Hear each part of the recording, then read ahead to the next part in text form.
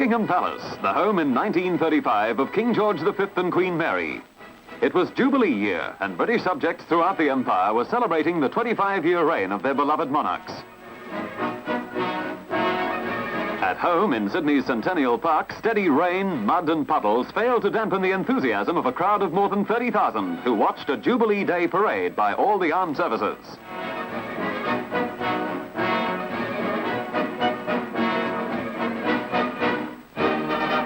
The occasion marked one of the first public appearances of the new Governor of New South Wales, Sir Alexander Hoare Ribbon, a gallant soldier who'd won the Victoria Cross at the Sudan. Highlight of the parade was the salute of 21 guns to honor the King and Queen on the anniversary of their coronation. Among the drenched onlookers were young Japanese naval cadets, members of the crew of 2 cruisers on a goodwill visit. Cadets who would within 6 years be engaged in some of the greatest sea battles in history. The Japanese squadron commander was given a traditional naval welcome as he stepped ashore to inspect the Guard of Honor. Within a generation, Japan had risen from obscurity to become a major naval power.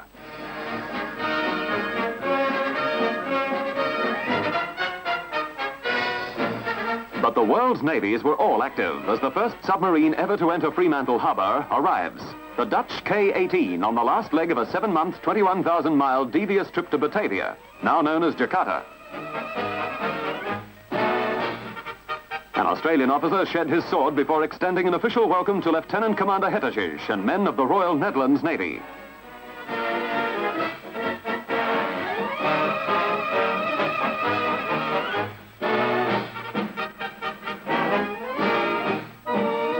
In Melbourne, the Army showed signs of becoming mechanized. An armoured car was tested, a sort of Ned Kelly's suit on wheels.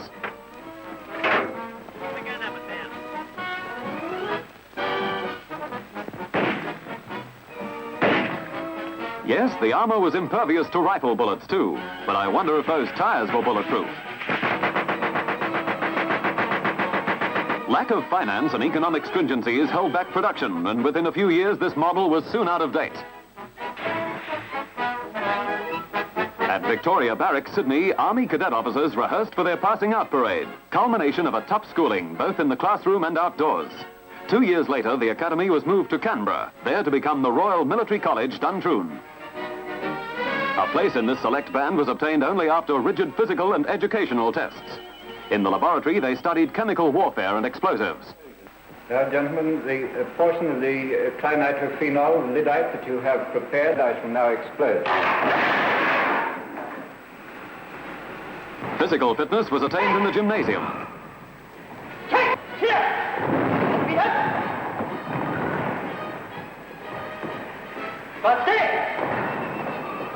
These were the days before mechanization of cavalry units, and skill in the saddle was another requirement, a subject no longer on the curriculum. This was no military camp, but the site for the World Jamboree at Frankston, Victoria, led by Chief Scout Lord Baden-Powell. And here they are gathered together with wonderful pageants to show to one another, and all wanting to see each other and realize the magnitude of the brotherhood of scouts to which they belong. Founder of the scouting movement in 1908, the chief, as he was known to more than 6 million boys of every race, color and creed throughout the world, was 78 years old. It was a stirring experience, not only for the hero of Mafeking, but also for the 10,700 scouts from 23 countries, as the old London-born leader took the salute. 2 years later, he retired to his winter home in Kenya, where he died in January 1941, at the age of 84.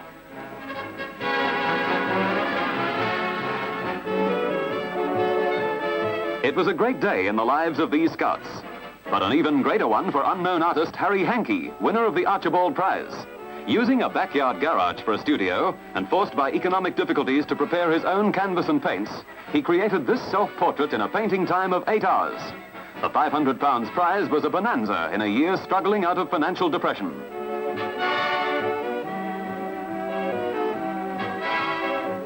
Across the continent at Kalgoorlie, the famous gold mines were still working round the clock, turning out more than 1 million ounces a year. And with gold prices rising in 1935, the production incentive was high.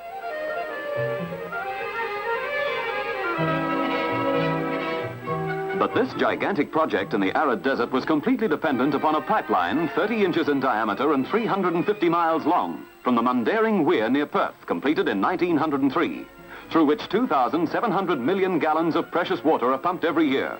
A 2-week journey for every drop, which is lifted 1,000 feet, enabling the intricate processes from ore to ingot to produce about 77% of the total annual Australian gold output. Kalgoorlie, in the heart of Western Australia, the state which has mined more gold than any other since 1897. But in southeastern Queensland at Roma, the search for black gold was still going on. In fact, the outlook was no brighter than in 1900, when a water bore in the Great Artesian Basin first yielded a petroliferous gas. 37 years and millions of pounds worth of prospecting later, it was still mostly mud and petroleum gas.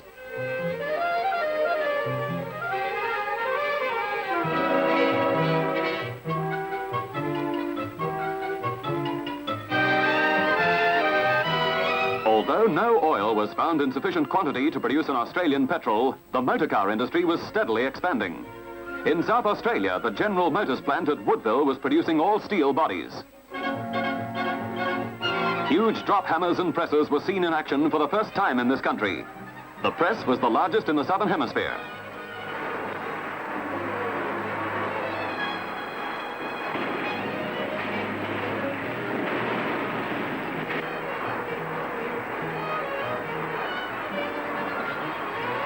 This was the drawing plan for the 1935 model Chevrolet. Production rate rose to 30,000 bodies a year, and when war interrupted this production in 1939, more than 374,000 bodies had been turned out, not only for the local market, but also for export by ship.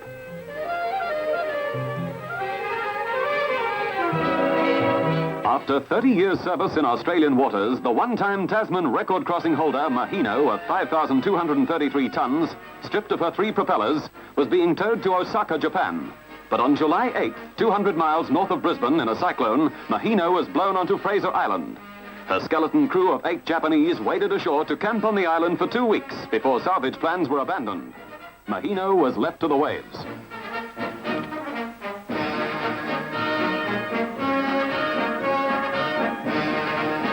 Another Union steamship vessel, the Marama, brought Queen Saloti of Tonga to Sydney.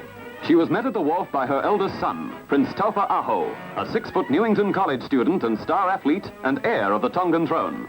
Queen Saloti was one of the principal guests at the Methodist Centenary celebrations in Melbourne. I want to thank everybody in Sydney for the welcome given me today. The Association of Tonga and Australia have always been friendly, and we send our greetings to you all. After 3 years as Prime Minister, Joseph Aloysius Lyons with his wife left Sydney to attend the Imperial Conference in London. The popular hard-working leader of the United Australia Party was showing strains of his fight to restore Australia's overseas credit. But the couple quickly joined in the relaxing shipboard life. But Dame Enid, mother of 11, could not break away from her domestic routine, even when a hole turned up in the PM's sock. And as for her husband, it was almost a busman's holiday.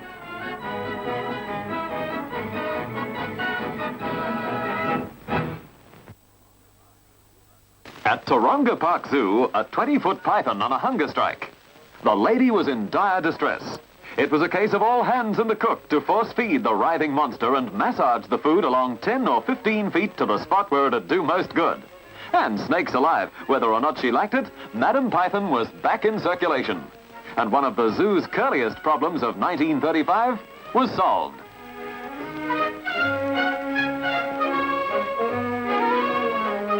In Melbourne Zoo, another large lady was the center of attraction, ever eager for something to tickle her palate. And if Baby Hippo didn't mind, the old girl provided a ton or so of fun for her jockey in a spot of track work, even if he too was a little overweight. While in New Zealand, we met Jock Banks, that year's man of courage. Here is what famous radio star and comedian Jack Lumsden had to say about him. Car driving is a nightmare to some people with full use of their limbs. But this farmer's son from Matamata moves his bus away quite efficiently with only his feet to control it. Always looking on the bright side, he enjoys a cigarette, but prefers to look after himself in this respect. Long practice has made it an easy job to take a match out of the box, strike it, and even shelter it from the wind, as others do with their hands. It's a long way from foot to mouth on a windy day, but it's all in a day's smoke, and puffing his fag, his sunny disposition is evinced in this little tete-a-tete. Jock has got ping-pong down to a fine art, and with uncanny skill places the ball from one side to the other. He does his own caddying and nonchalantly brings the ball into play again. And he doesn't serve many faults either. His keen eye sees to that, and placing his shots keeps his opponent on the move all the time. At La Perouse that year, Aborigines put on a boomerang throwing exhibition every weekend. But this display was for the benefit of a visiting Mexican sideshowman and his 2 attractive assistants. A gentle reminder that despite their primitive background, the Australian natives were masters of aerodynamics long before Leonardo da Vinci dreamed up his idea of a flying machine.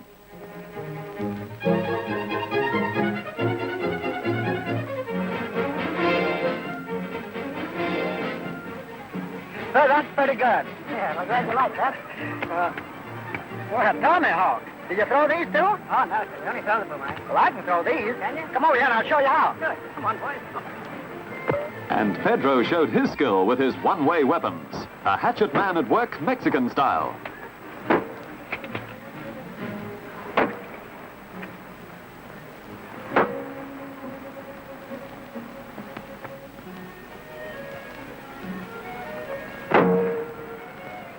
How's this for a 1935 William Tell?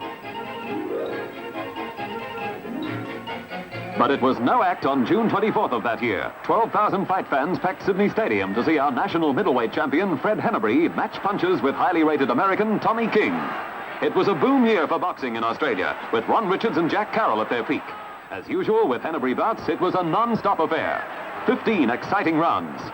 Tommy King staged a grandstand finish, and when popular referee Joe Wallace declared a draw, the fans were happy.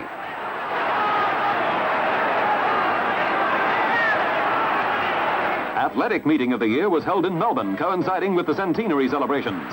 Sydney University student Jack Metcalf was one of the stars when he set a new Victorian record of 6 feet 5 3/4 in the high jump.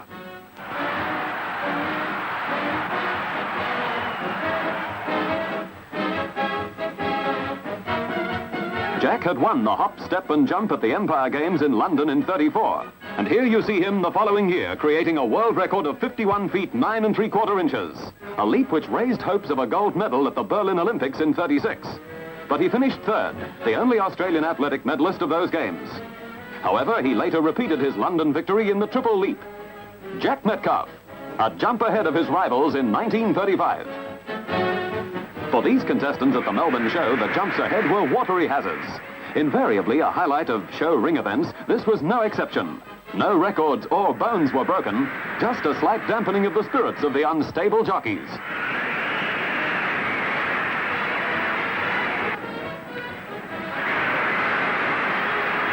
There was no more colourful aquatic carnival in Australia than the annual Henley on Yarra Regatta, Melbourne's version of the famous Thames event. A gay gathering of young and old. And those fashions.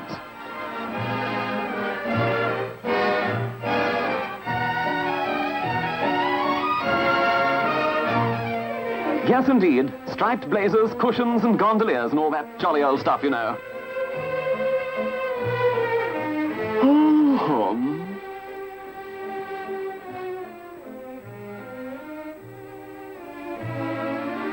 Canoodling without a thought for the girls. Until after the race, of course.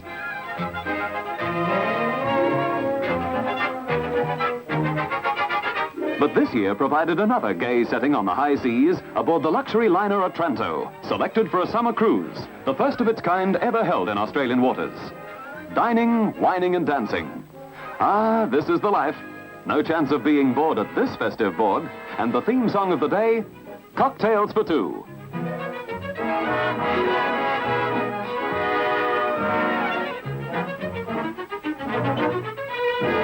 But for the real sailors, there could be nothing better than this 250-ton topsail schooner, the Huia, built at Aratapu, New Zealand in 1894, and for 33 years carrying explosives around the Australian and New Zealand coast.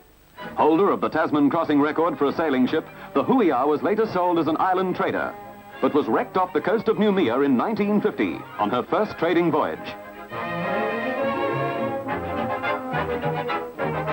Sharks. In 3 weeks of February and March 1935, 3 young men were taken by sharks from New South Wales beaches. One at Austin Mere, the second at North Narrabeen, and the third at Maroubra.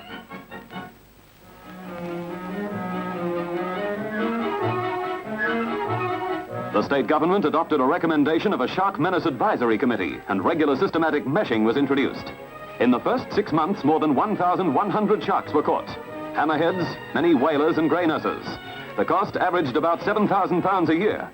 At one stage, one chartered company was operating 4 boats with 12 nets, each 1,000 feet long. Aircraft and handliners joined in the hunt for the killers.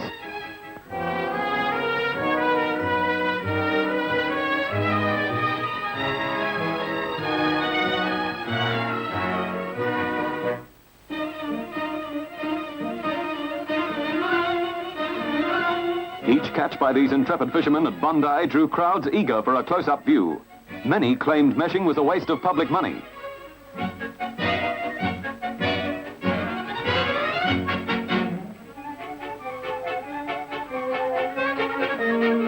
But when another man was attacked while fishing from his boat, the scare grew to near panic. William Johnson tells of his lucky escape.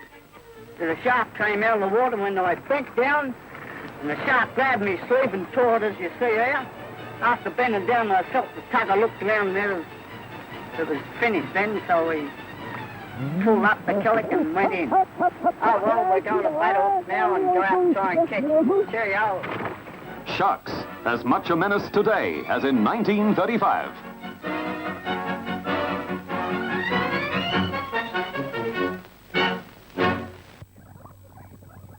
In the mid-30s, the new spotlight glared on Alsatian or German shepherds. From the country districts came charges that they were killers. Graziers feared that they might cross with dingoes to develop an even greater menace to herds and flocks. To counter these attacks, owners of Alsatians combined to stage demonstrations designed to prove the breed was intelligent and gentle, particularly to children. Yes, it was a tough time for Alsatians, but they won through by leaps and bounds. On March 6, 1935, New Zealanders hailed the arrival of the Dominion's first set of quads. Born in Dunedin Hospital to Mrs. George Johnson, 3 girls and a boy. First came Bruce, 4 pounds 10 ounces, then Vera, 3 pounds 15 ounces, Kathleen at 4 pounds 9 ounces, and Mary, who tipped the scales at 4 pounds 5 ounces.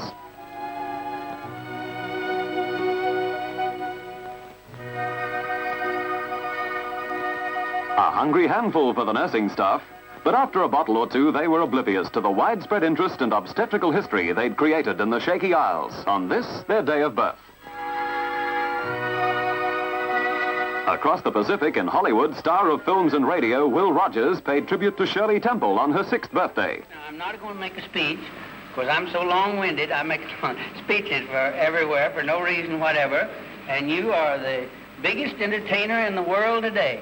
And you have arrived at that position by not making speeches. So a painting of Shirley is unveiled in the Fox Studio dining room in Hollywood. The celebrated star is 6, has a party, and makes a speech. I want to thank you very much. I think it's very nice to have a big party like this. Frosty ice cream and sugary cake make a happy birthday. Happy birthday to you. Happy birthday, dear Shirley. Happy birthday to you. From a birthday to a wedding, Sydney's wedding of the year on September 16th. St. Mary's Cathedral was jam-packed and thousands crammed nearby Hyde Park to see Madge Elliott and Cyril Ritchard married. For 18 years, they had teamed in musical comedies before theatre fans in London, New York, and throughout Australia.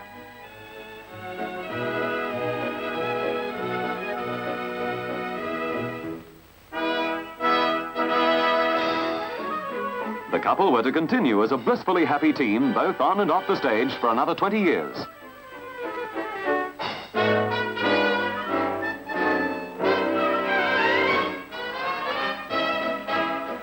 Meanwhile, our small aircraft building industry was being launched.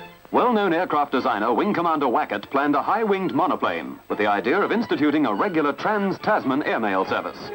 The plans called for 2 Napier engines, but only 1 plane was produced at the engineering works at Sydney's Cockatoo Dock, hence the name of the aircraft, the Codock.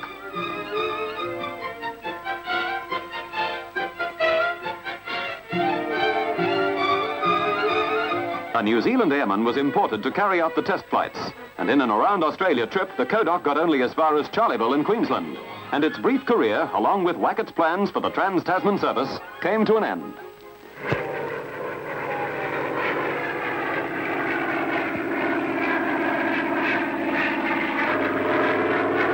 Despite setbacks in aviation design and development, the aeroplane was proving its value in the field of survey. These are the first aerial films ever taken of Central Australia. Looking like waves on some inland ocean, huge sand dunes stretch as far as the eye can see. On May 20th, Jimmy Broadbent landed at Mascot after a 7,140-mile round Australia flight in 3 days, 9 hours, 54 minutes, regaining the record from another famous flyer, Jim Melrose, who had taken 2 days and 2 hours longer. G'day, sir. Congratulations, Jim. Thank you very much. Now that the record is over, exactly what was the object in tackling the record, Jim? The main reason, I think, was that I was the first one to hold it solo when I broke it, Kingsford Smith. Mm-hmm. And I just felt I'd rather like to get it back again. And how was the trip, generally speaking, from a flying point of view? Very, very good, Harold. There were no bumps to speak of practically the whole way. Well, Jim, it must be very satisfying to you now that you've accomplished this feat and taken the record back again. It was, Harold. I felt quite bucked up about it. Good. When two famous aircraft, Southern Cross and Faith in Australia, took off from Mascot, no one could have envisaged the drama ahead of the two gallant pilots, Charles Kingsford Smith and P.G. Taylor. They were on their way to Richmond Aerodrome to prepare for a hop-off at dawn next day with the first double load of mail to cross the Tasman Sea, a 1,200-mile watery waste, to New Zealand. Smithy told of the plans. The flight on this occasion is a little noteworthy on account of the fact that two machines for the first time in this part of the world will be doing an ocean flight in formation. There's the dear old Southern Cross that you all know so well, in command of yours truly, and the Faith in Australia, an equally well-known machine under the command of my old friend Captain Bill Taylor. Each plane was loaded with 600 gallons of fuel, enough to run the engines continuously for 21 hours at about 100 miles an hour. The second stage of the drama began when one of the navigators became ill, and Smithy was forced to load all of the mail onto the Southern Cross. Bill Taylor was thus released to act as navigator to his old companion.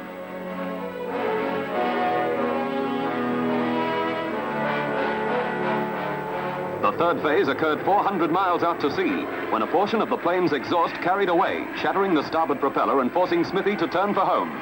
Mail, cargo, and surplus petrol were dumped to lighten the load. A reenactment later demonstrated the courage of the crew that made possible their safe return. With the damaged propeller out of action, the port engine soon began to show signs of strain, and somehow more oil had to be got to it. These pictures show how Bill Taylor accomplished the feat.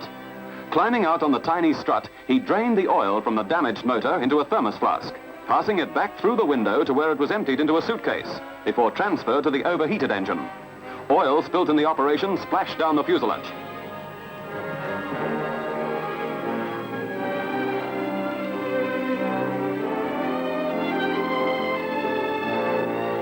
For half an hour, this gamble with death continued, and each time the motor was slowed to allow oil to be added, the plane would plunge towards the sea, to rise again as the engine came back to life. Rescue ships had been rushed to the area, but the old bus limped home to Mascot for one of its greatest receptions. Smithy had made it again, but that dead engine was a reminder that the gallant crew had had a lucky escape.